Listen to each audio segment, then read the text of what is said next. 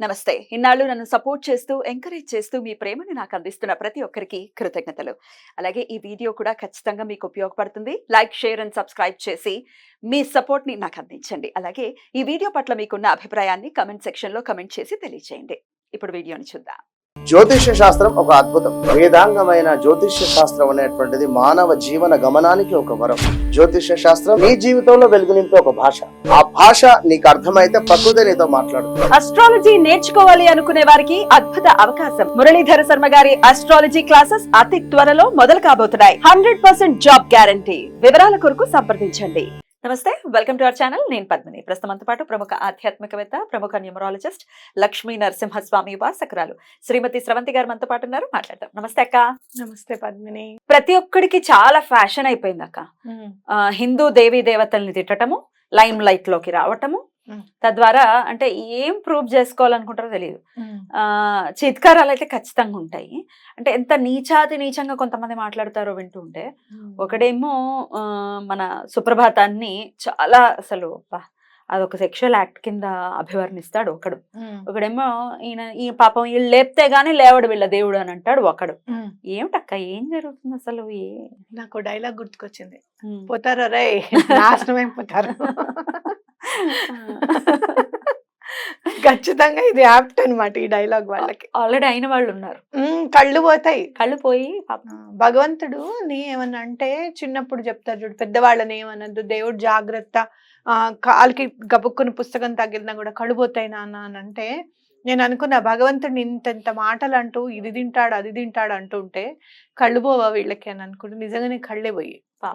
అది ఎటువంటి పరిస్థితి, అసలు ఏ దేవుడైతే మీకెందుకు, ఎవరైతే మీకెందుకు, మీ దేవుడి గురించి మీ మతం గురించి మీరు మాట్లాడుకోండి.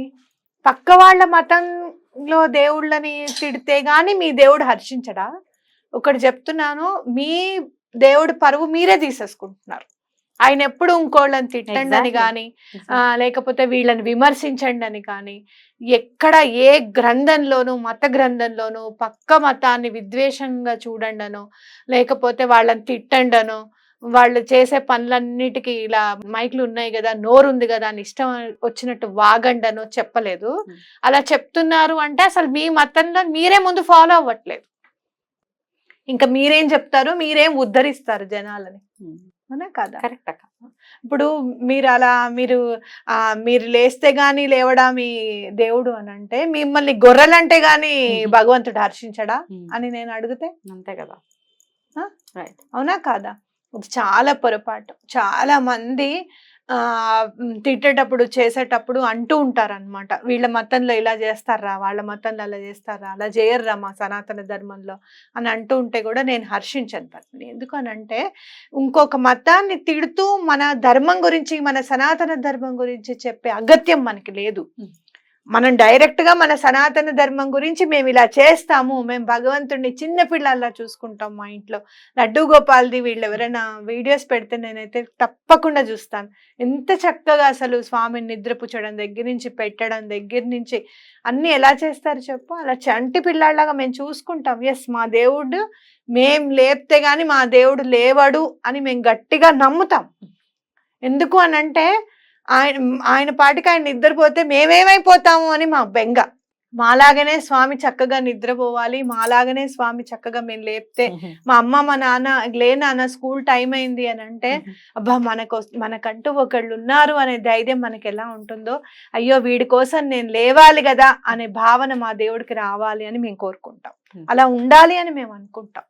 నీకు ఇంట్లో నువ్వు దేవుడిని అలా చూడవేమో, నువ్వు బయట మనుషులా చూస్తావేమో, ఎవరికి తెలుసు? సండే అదే అలా చూస్తావేమో, మిగతా రోజులు చూడవేమో, ఎవరికి తెలుసు?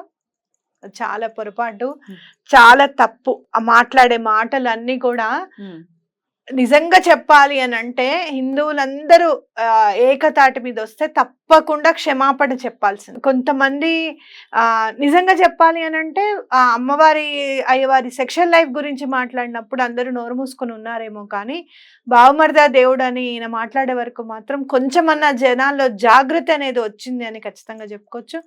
ఇవాళ నోరు మూసుకొని ఉన్నారు మా వాళ్ళు అని చెప్పి మీరు అనుకుంటున్నారేమో, అది సునామీ అయ్యి మిమ్మల్ని చుట్టేసే రోజు దగ్గరలో ఉందని మాత్రం గుర్తెరగండి.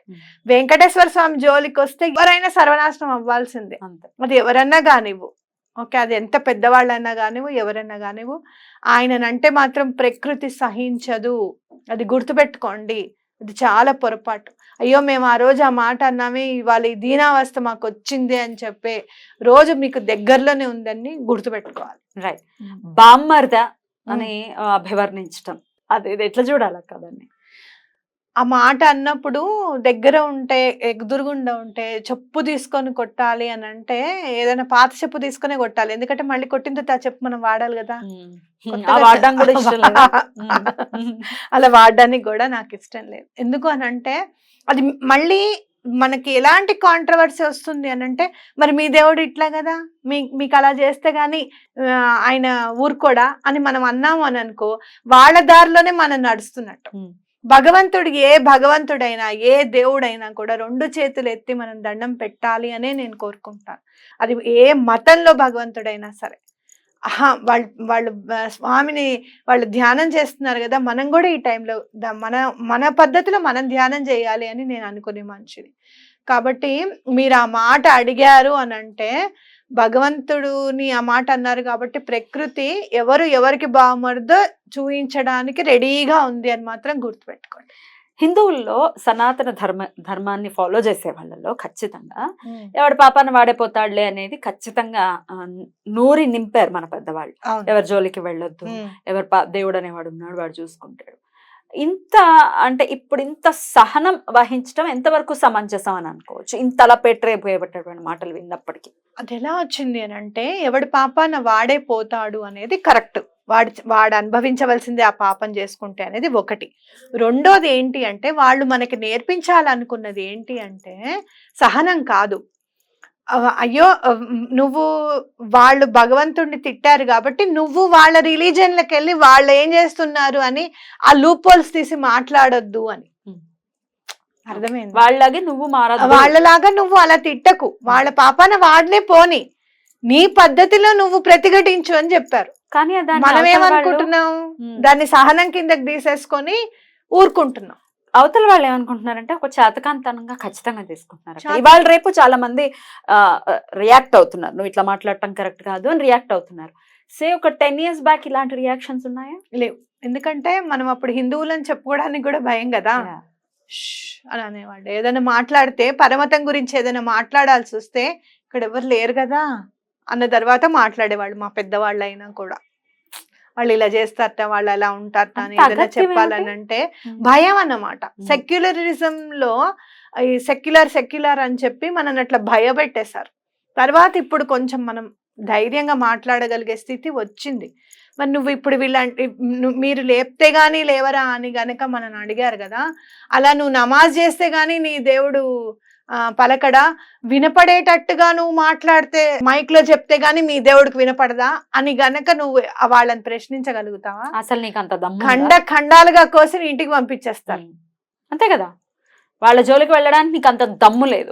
దమ్ము లేదు. మరి హిందువుల్ని మాత్రమే నువ్వు ఎలా అంటావు? అసలు ఎలా అనగలుగుతావు? నాకు ప్రతిసారి నమాజ్ చేసినప్పుడు ప్రతిసారి నాకు వినపడితే నాకు ఇష్టమైన భగవంతుడిని తప్పకుండా తలుచుకుంటాను. ఎందుకు అని అంటే సర్వకాల సర్వావస్థల యందు భగవంతుణ్ణి కొలవాలి, భగవంతుణ్ణి గుర్తెరగాలి అని అన్నప్పుడు నమాజ్ వినపడంగానే అబ్బా కరెక్ట్ టైంకి స్వామిని గుర్తు చేశారే, ఏదో ఆలోచించుకుంటూ వెళ్తూ ఉంటాం, ఆటోలోనే ఉన్నామే అనుకో, అయ్యో ఇది ఎట్లా అని అన్నప్పుడు వెంటనే నమాజ్ వినపడింది అనుకో, అయ్యా భగవంతుడు మన మాటకి నా మనసులో ఉన్న బాధను విన్నాడు అనమాట, స్వామి నువ్వే ఉన్నావు అయ్యా, భలే వినిపించావే కరెక్ట్ టైం కానీ తప్పకుండా నేను దండం పెట్టుకుంటాను పద్మిని. మరి ఒక్కొక్క మతాన్ని విడదీస్తూ మాట్లాడుతున్నావు నువ్వు అని అంటే నువ్వు ఎంత బలుపుతో కొట్టుకుంటున్నావు అనేది అక్కడ అర్థం చేసుకోవాలన్నమాట. అది నువ్వు అనగలిగితే వాళ్ళని కూడా అని చూపించు. నేను ఎప్పుడు ఈ మాట అనను, ఖచ్చితంగా మొగాడు అని నమ్ముతాను. నువ్వు పిల్లల్ని కనడానికే నీ మొగతనం ఉపయోగపడలేదు, దీనికి కూడా ఉపయోగపడిందని నేను నమ్ముతాను. నువ్వు ఒక్కసారి ఒక్క వీడియో చేసి వదులు. అంటే ఏంటి, ఎవరైతే సంఘటితంగా వ్యతిరేకిస్తారో ఊరుకోరో వాళ్ళని అనకుండా నువ్వు ఉంటున్నావు. హిందువుల్ని మాత్రం అంటున్నావు అనేది ఖచ్చితంగా నీకు అక్కడ కనపడుతుంది. మన హిందువులు కూడా ఎప్పుడన్నా కనపడితే ఏ మాత్రం ఆలోచించకుండా ఎలా అన్నారండి, మీకు ఎలా నోరు వచ్చింది మా దేవుణ్ణి అనడానికి, ఏ చేతులు ఉపయోగించక్కర్లేదు, ఏమి కొట్టక్కర్లేదు, తిట్టక్కర్లేదు, అసలు మీకు నోరెట్లా వచ్చిందండి మా దేవుణ్ణి అనడానికి, అలాంటి మాటలు మాట్లాడడానికి? నువ్వు నీ తల్లిదండ్రుల సెక్షువల్ లైఫ్ గురించి నువ్వు ఇట్లానే బాహాటంగా మాట్లాడగలుగుతావా అని మనం గనక క్వశ్చన్ చేయగలిగిన నాడు ఎవ్వరు ఇలాంటి మాటలు మాట్లాడరు అనేది మనం గుర్తుపెట్టుకోవాలి. అసలు అలా క్వశ్చన్ చేయకే కదక్క, క్వశ్చన్ అసలు మాట్లాడరు. ఇప్పుడు కమెంట్స్ చూస్తే మామూలుగా పనికి మాలిన కమెంట్లు పెడుతుంటారు.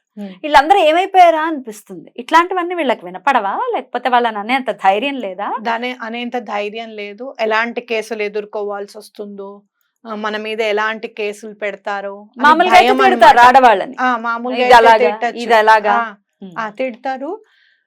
మరి మీరు మేకప్ వేసుకుంటున్నారు అనే వాళ్ళకి ఇంకా ఈ వీడియో కనపడలేదేమో పాపం. అది కనపడితే పాపం వాయించేస్తారు పాపం. ఈ పనే కదా వాయింపుడు ప్రోగ్రామ్ చేసుకునేది. ఎలాగో పాపం వాళ్ళు కూడా వాయిస్తే బాగుంటుంది. కానీ ఇంకోటి కూడా నేను చెప్పగలుగుతాను, వీళ్ళకి పాములు కనపడతాయట, వాళ్ళకి పాములు కనపడతాయట అని చెప్పి పాముల్ని ఇచ్చి పెళ్లి చేసేద్దామని కూడా పెట్టిన వాళ్ళు మరి ఈయన అన్నమాట ఇంకా వాళ్ళ దాకా వెళ్ళలేదు, లేకపోతే భయపడ్డారో మరి తెలియదు. అదే సంఘటితం అవ్వాలి ప్రతి ఒక్కరు కూడా.